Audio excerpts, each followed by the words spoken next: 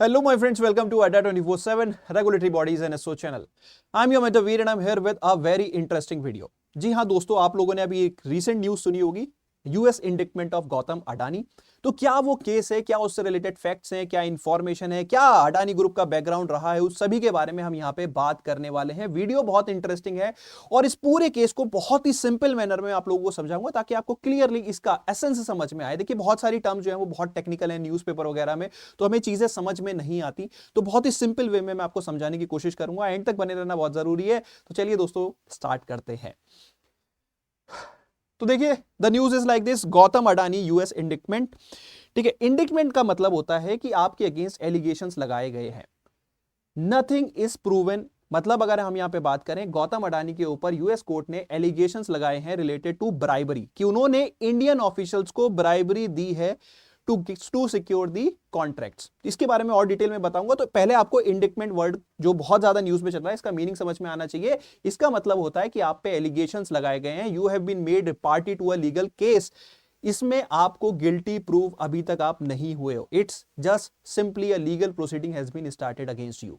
तो पहला ये इंपॉर्टेंट पॉइंट है इंडिक्टमेंट का। आई थिंक आपको मीनिंग समझ में आ गया होगा। अब क्या ये केस है, इसको बताते हैं। ऐसा एलिगेशंस यहां पे लगाया है कि Gautam Adani and few other his associates, उन्होंने ऑलमोस्ट $250 मिलियन जो हैं वो ब्राइब में पे किए हैं टू सिक्योर कॉन्ट्रैक्ट, जिनसे अडानी ग्रुप को over a period of 20 years almost 2 billion का प्रॉफिट होगा। आफ्टर मतलब प्रॉफिट आफ्टर टैक्स अगर हम बात करें एज पर टेक्निकल डेफिनेशन। ठीक है, तो ये एलिगेशंस लगाई गई हैं कि ब्राइबरी दी गई है इंडियन ऑफिशियल्स को टू सिक्योर द कॉन्ट्रैक्ट। अब यहां पे ये यूएस कोर्ट में क्यों लगाई गई है ये प्रैक्टिसेस, तो यहां पे हमें इंडियन सिनेरियो में होनी चाहिए ना। तो यूएस कोर्ट में क्या है कि देखिए द डॉक्यूमेंट मतलब the claims by the US authority says that Adani falsified records to secure billions of dollars in investment from US stock market. देखिए जो अडानी ग्रुप की कंपनी है, उन्होंने यूएस स्टॉक मार्केट से भी पैसा उठाया हुआ है, और यूएस के अंदर एंटी ब्राइबरी कंप्लायंस प्रोग्राम होते हैं, कि मतलब आप ब्राइबरी को बिल्कुल भी प्रमोट नहीं कर सकते। तो उसका यहां पे कहा जाता है कि जो अडानी ग्रीन कंपनी जिन्होंने ये प्रोजेक्ट सिक्योर करने की कोशिश की है, उन्होंने ये एंटी ब्राइबरी कंप्लायंसेस पे कॉम्प्रोमाइज किया है, and there are few other things जिसकी वजह से यूएस इन्वेस्टर्स के साथ मिसलीडिंग हुई है, and based on that misleading they have started a case against Gautam Adani. ये अभी तक एलिगेशंस हैं जो गौतम अडानी के अगेंस्ट बनाए गई हैं। आई होप आपको ये केस समझ में आ गया होगा। ठीक है, तो now coming to the next part, क्या ये एलिगेशन सही हैं, गलत हैं, या क्या है। तो इसके रिगार्डिंग कुछ ऑफिशियल चीजें मैं आप लोगों को दिखाना चाहूंगा। ठीक है, इसमें सबसे पहले अगर हम बात करें दोस्तों, वो प्रोजेक्ट्स पहली चीज कहां कहां है, जो अडानी ग्रुप की कंपनीज ने जो प्रोजेक्ट सिक्योर किए वो कौन कौन सी स्टेट्स में है। तो they are from Chhattisgarh, Tamil Nadu, Jammu Kashmir, Orissa and Andhra Pradesh. और यहां पे एक बहुत इंटरेस्टिंग बात है कि आंध्र प्रदेश गवर्नमेंट ने यहां पे ऑलरेडी एक क्लैरिफिकेशन दिया है कि भैया उन्होंने जो सिक्योरिटी जो भी कॉन्ट्रैक्ट्स लिए थे, they are through solar energy corporation of India. ठीक है, and they have produce all the documents public domain में, ट्विटर के ऊपर उन्होंने प्रेजेंट कर दिया कि उनका इस ब्राइबरी एलिगेशन से कोई भी लेना देना नहीं है, उन्होंने कोई ब्राइबरी वगैरह नहीं एक्सेप्ट की for power purchase and all. ठीक है, अब सोलर एनर्जी कॉर्पोरेशन जो है वो बेसिकली एक नोडल एजेंसी है जो रिन्यूएबल प्रोजेक्ट्स को इंडिया में एग्जीक्यूट करती है। उनके चेयरमैन ने भी यहां पे क्लियरली स्टेट किया है कि इस केस में उनको कोई भी पार्टी या यूएस कोर्ट ने उनको कोई नोटिस वगैरह कुछ भी नहीं बनाया है।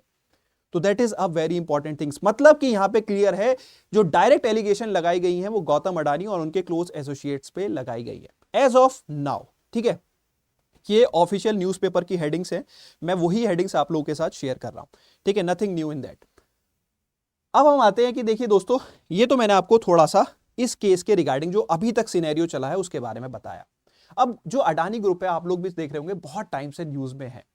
ठीक है, तो वो थोड़ा सा जो हिस्टोरिकल बैकग्राउंड है उसके बारे में भी हम बात कर लेते हैं। तो जनवरी 2023 वाज द फर्स्ट सिनेरियो जब अडानी ग्रुप की कंपनी बहुत ज्यादा लाइमलाइट में आई, क्योंकि यहां पे Hindenburg report, Hindenburg is basically एक शॉर्ट सेलर होता है। तो शॉर्ट सेलिंग को मैं थोड़ा सा आपको बहुत ही सिंपल वे में समझा देता हूं। शॉर्ट सेलिंग एक तरीका होता है जिसमें जब शेयर्स की प्राइस गिरती है तो आप प्रॉफिट कमाते हैं। ठीक है, अब ये कैसे कमाते हैं, चलिए मैं थोड़ा सा बता ही देता हूं आपको कि शॉर्ट सेलिंग के अंदर कैसे प्रॉफिट कमाया जाता है। ठीक है, सपोज आपने क्या किया, आपने 5000 के शेयर जो थे, suppose you have 50 shares, 100 rupees each. ठीक है, that will make it to 5000। ये शेयर्स आपने बोरो किए ये आपने 100 शेयर जो थे वो बोरो किए एंड बोरो करके सेल कर दिए, आपके पास पैसा कितना आ गया 5000।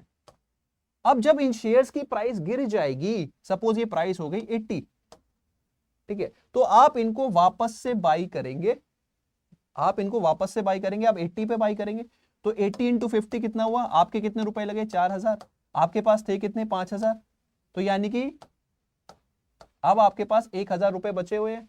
ये जो 50 शेयर्स आपने बोरो किए थे ये आप रिटर्न कर देंगे एंड इस प्रोसेस में आपने 1000 रुपए कमाए। तो ये तरीका होता है शॉर्ट सेलिंग का। तो हिंडनबर्ग में आपको रिपीट कर दूं, एक शॉर्ट सेलर है जो कंपनी के प्राइसेस गिरने पर पैसा कमाता है, ठीक है। तो ये एक यूएस बेस्ड शॉर्ट सेलर है।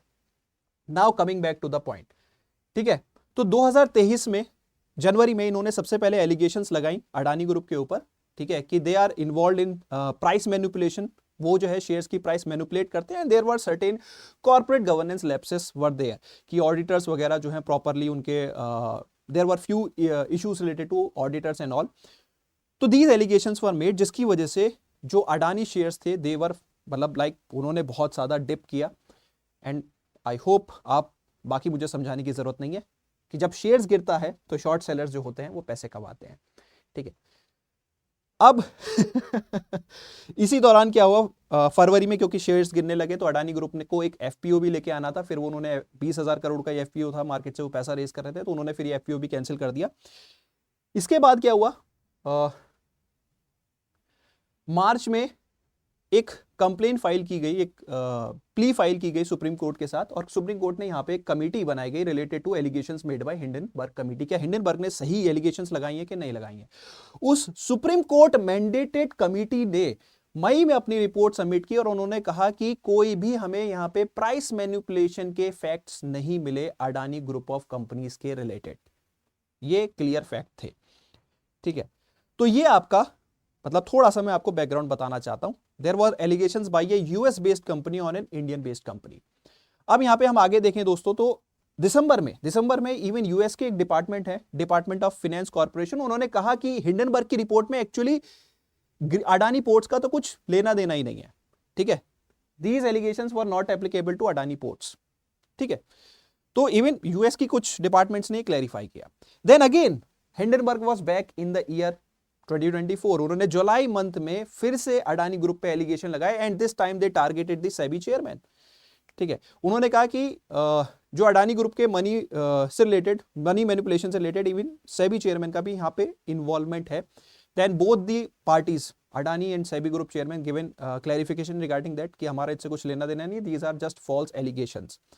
अगेन वहां पे थोड़ा सा प्राइस फ्लक्चुएशन हुआ शेयर्स में, बट इतना ज्यादा नहीं हुआ, जिसकी वजह से अगेन वी कैन से कि ये जो अटेम्प्ट था, basically this may be an attempt, may not be an attempt, this may be true, may not be true, but SEBI ने भी क्लैरिफाई किया कि यहाँ पे जो है these are just allegations, false allegations, इसके रिगार्डिंग कोई मटेरियल फैक्ट नहीं है, ठीक है।